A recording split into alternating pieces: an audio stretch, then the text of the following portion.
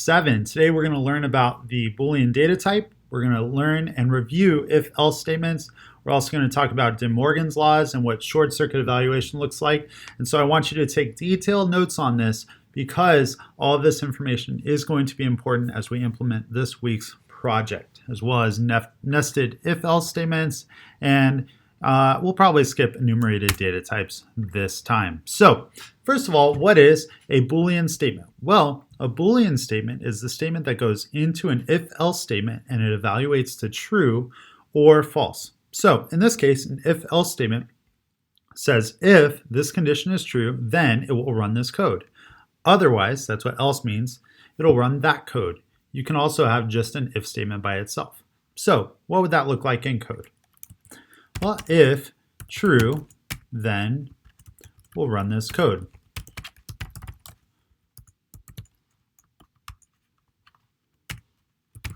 Otherwise, we'll run this code.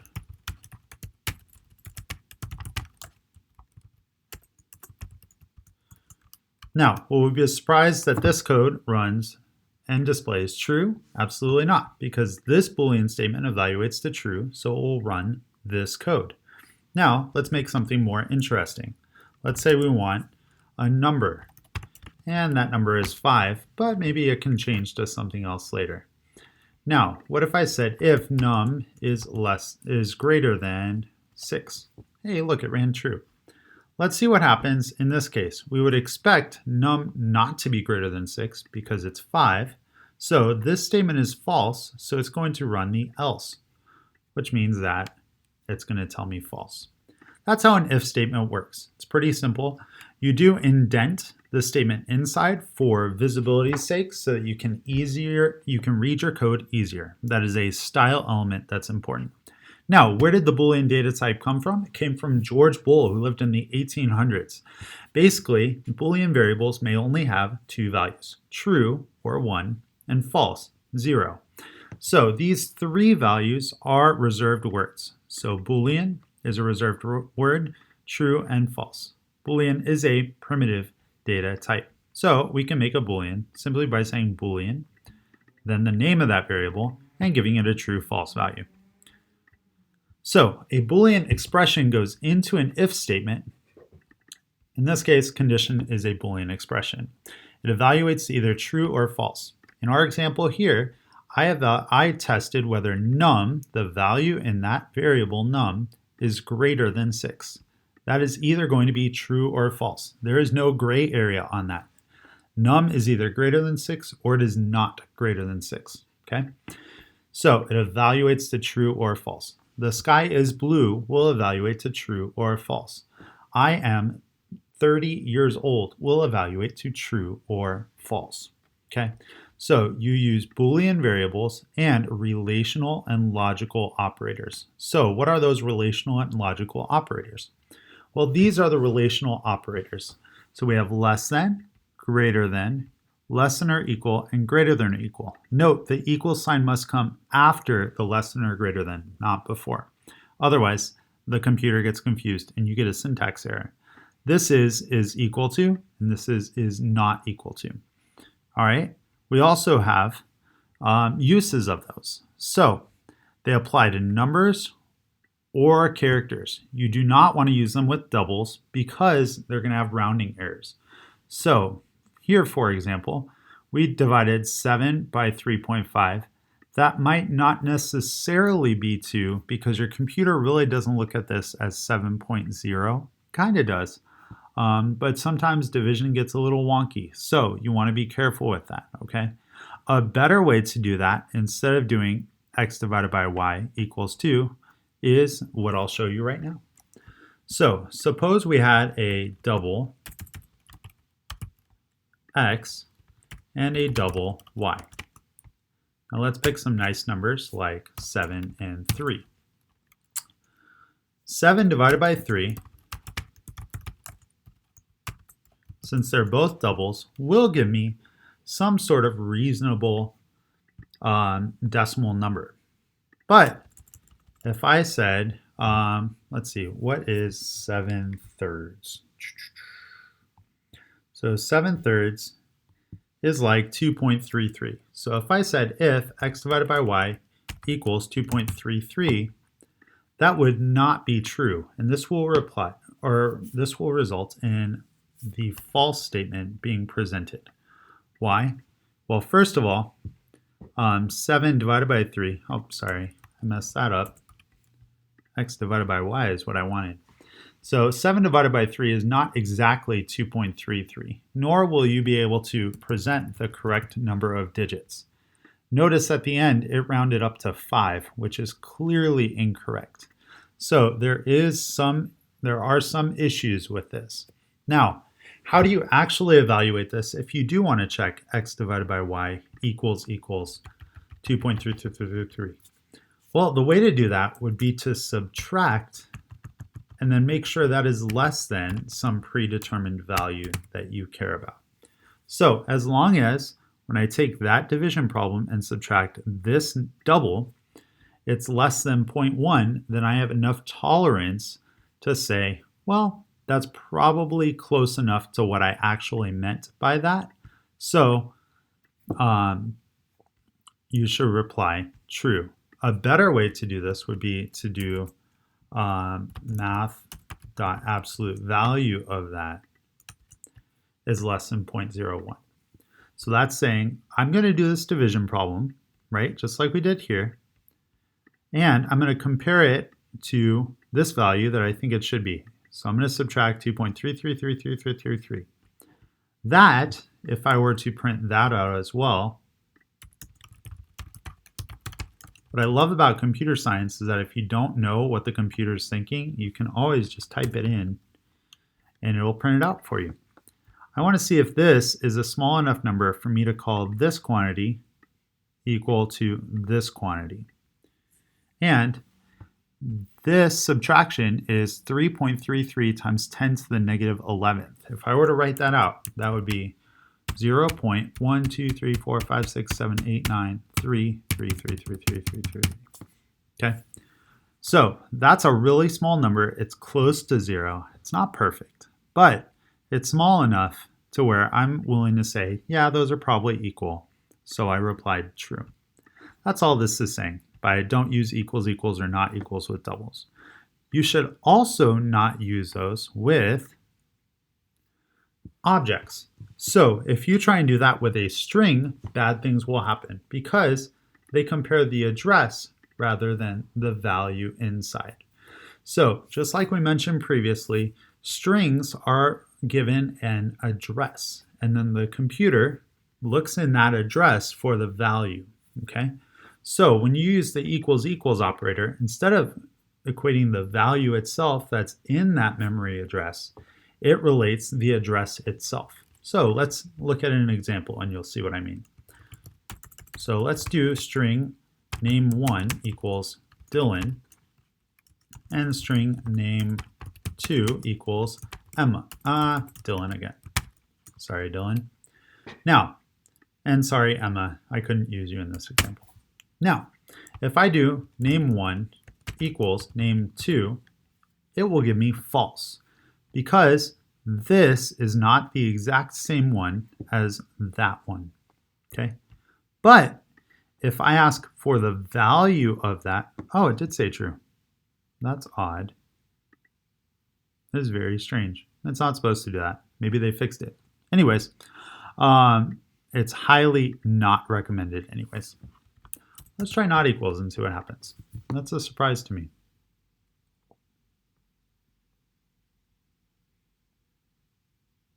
Huh, interesting. Well, the correct way to do this is to use dot equals. Since strings really are just objects, they have methods. One of those methods is equals. And this is the proper way to test to see if two strings or two objects' contents are the same. Although it worked with strings, probably won't work with everything. So I would learn the correct way to do it. Now what if I wanted Dylan and Dylan to match? If I use dot equals, it's going to say they're false because they don't have the same contents. But if I use equals ignore case, then it will ignore the case, lowercase or uppercase, and proceed with comparing them. So in that case, they are equal to each other. So don't do that. All right, so we use equals or equals ignore case when comparing objects. You can even do it this way. So if you wanted to see if one of them equals Dylan, I could say if Dylan dot equals name1. That works as well. So this is a string, so it's okay with that. Moving on. All right, so you can use that when you want to know if it's exactly the same object or the object that lives in memory. Now, sometimes when we make an object and it is undefined, then it places its value is null. So if it has no initial value, the value is null, and so you can use these operators to compare to it. When we learn objects, it'll make a lot more sense. Now, those were relational operators. These are logical operators. So and, or, and not. We'll move this up here. There you go. So just like we learned logic gates in chapter 1, and operates like the logic gate. Both must be true in order for it to be true. Or operates like the logic gate, or. One must be true in order for it to be true, and not operates like the logic gate not. So, for example, if I had something like this, int x equals 0 and int y equals 1, and I wanted to find out if x is less than 5 and y is greater than 5, this would be false, because even though the first one is correct, the second one is not. So true and false evaluates to false, as you can see here. Now, if I did x is less than 5 and y is less than 5, then that would evaluate to true, because both of them are true. Let's watch. True. Now, going back to the previous example, only one of them is true. But if I use an or in between them, then it will test the first one. That evaluates to true, and it won't even bother testing the second one because it says that it's an or, and it will immediately go to true. This is called short circuit evaluation that we'll talk about in a second. So this is true if only both of them are true. This is true if one is true or both, and this makes it the opposite of the condition given. So these obey the formal laws of logic called De Morgan's laws. It's basically a way of distributing the not. So not P and Q would be not P or not Q. This is like distributing in math class, except it follows these rules. So you should memorize these and write them down in your notes. They're important. Important. Not P or Q evaluates to not P and not Q. So we can distribute nots also to relational operators. So not greater than or equal to, that's written wrong. There we go. Not greater than or equal to means less than. Likewise, not less than or equal to means greater than. Okay? So this is harder to follow because we have to really think about what it's saying. Once you distribute that not, it's a little bit easier to read. Notice that when I distributed the not, it also changed to or. So you might ask, well, what's the order of operations? If I have a list of all these things mixed together, the first thing it's going to do is it's going to distribute the not. Sorry about that. It's going to distribute the not. It's going to multiply by a negative. Any plus plus and minus minus will happen first. Then it's going to do division. Okay? You also have parentheses up here. Then it does multiplication, division, and modulus. So please excuse my dear Aunt Sally, right? Please excuse is going to live up here. My dear, multiplication and division here, addition and subtraction here. So it's going to do all of that before it ever evaluates the relational operators, and then it's going to do all of that except for the not before it evaluates the relational or the logical operators and or. So keep that in mind when you're writing these. Short circuit evaluation is something that they really like to test on the AP exam, and it's really cool because the computer does not waste any time on evaluating things it doesn't need to. For example, if you have an AND statement and the first one is false, you know the whole thing is false. So it will not check the second equation or the second condition. Likewise, on an OR, if the first one is true, then it will never check the second one. This is incredibly helpful, as you can see here in the example, because you can't take the square root of a negative number. And so if you want to test a square root, it might be wise to check first if x is greater than or equal to 0. If that's not true, then the statement is not true because you have an imaginary answer. Then you can go on and check your square root and whatever you wanted to do with that. However, if you plug in a negative, it will never run this code because it's always going to check if x is greater than or equal to 0 first. Pretty cool. Now this is a nested if-else statement. The idea is that inside of one if, you can have another if and else. Inside an else, you can have another else. What this does is it tests this first. Then, if that's true, it'll run this code. Then it's going to test this. If both of these are true, then it'll run this code. If this one's true, but this one's false, then it'll run this code. And so nifted if-else statements can be used to link together things that have multiple conditions and different reactions. So that's a pretty cool thing. Let's Bible this up for a second. Suppose you had a list of books of the Bible, and you wanted to see whether or not it was Old Testament or New Testament, and then you wanted to describe the author. So let's say I have an integer, we'll call it book, and it is the number of the book. So let's go with 66, the book of Revelation. Now, I want to check if my book number is less than, let's see, how many books are in the Old Testament? I believe it is, I'm going to have to look it up. I believe it is 39. Whoops, I was wrong. All right, so 39 and 27. Yep, that equals 66. So if the book number is less than or equal to 39, then I'm in the Old Testament.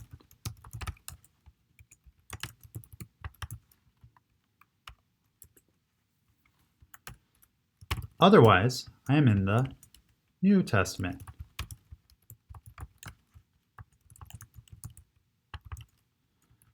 In this case, the book of Revelation, the 66th book of the Bible, is in the New Testament. Now within that, if I wanted to show the author, hey, New Testament, I could write an if statement that would do something like this.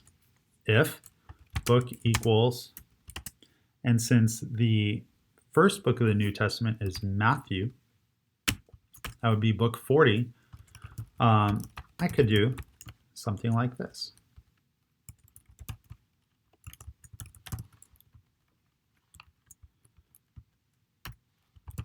Then, maybe if I want to consider the next book,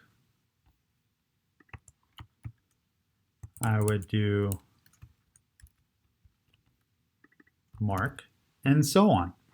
Now, what's cool about this in an if statement is that you can actually, if it's only one line inside, you can leave it like this. So it will, without any curly brackets or semicolon, if you leave it just like that to where the inside of the if statement is right there, then you can write it like this. This only works if there's one line inside the if statement. Otherwise, it will not work. So I could do this and continue on for all of the books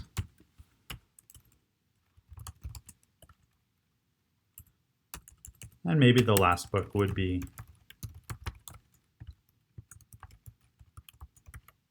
John 4, the book of Revelation. Now, what it'll do is it'll test, is the book Old Testament or New Testament? Then it'll check. If it is New Testament, it'll run this code inside. So then, whoops, sorry about that, it's going to check this if statement. Okay, this is a nested if statement because it's inside of the other one. Back to our slides. You can also do if, else if, and else. So it tests this. If that's false, it'll test this. If this is false, then it'll go here. All right, but if this is false and this is true, it'll run this code and then it will skip the else. Now, here's some common errors. If you put a semicolon at the end of your if statement, it will always run the statements inside. Okay.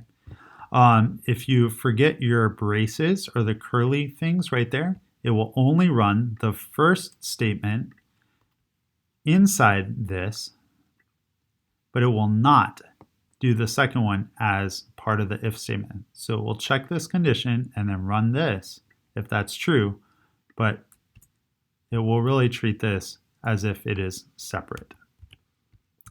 Here, when you have nested if-else statements like this, always use curly brackets, because what this will do is the else picks up the nearest if. So even though it looks like you spaced it correctly, it's really doing that. So be careful with that. A switch statement is good if you have a lot of cases. And so for our example, with the Bible, books of the Bible, it might actually be easier to use a switch statement in here because there are so many different cases within. I keep double clicking incorrectly. So what a switch does is it's a lot like an if, else if statement.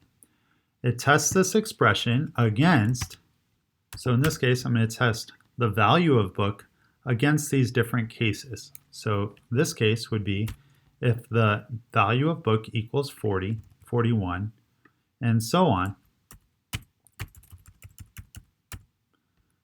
If it's 40, then I want to system.out.println math author Matthew, because Matthew authored the book of Matthew.